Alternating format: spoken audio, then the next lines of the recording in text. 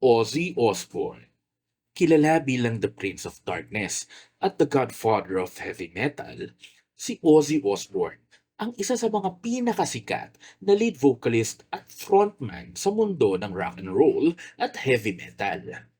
Una siyang sumikat bilang lead singer ng Black Sabbath na may iconic songs tulad ng Paranoid, Iron Man, War Pigs, NIB at marami pang iba.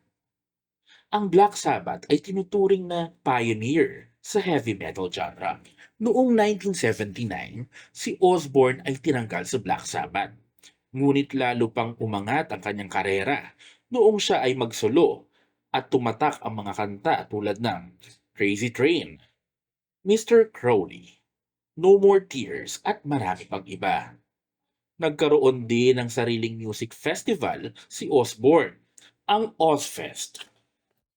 May sarili ring reality show sa MTV itong si Osbourne, ang The Osbournes, na naging worldwide hit. Nakipag-reunite din siya sa mga miyembro ng Black Sabbath at nainda sa Rock and Roll Hall of Fame.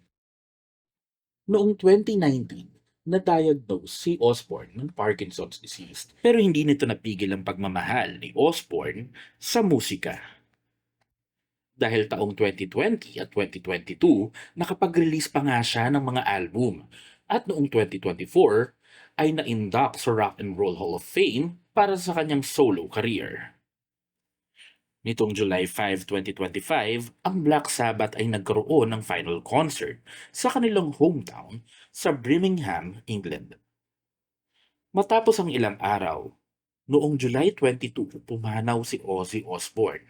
Isang malaking ligasiya sa musika ang naiwan niya na habang buhay maririnig nating lahat.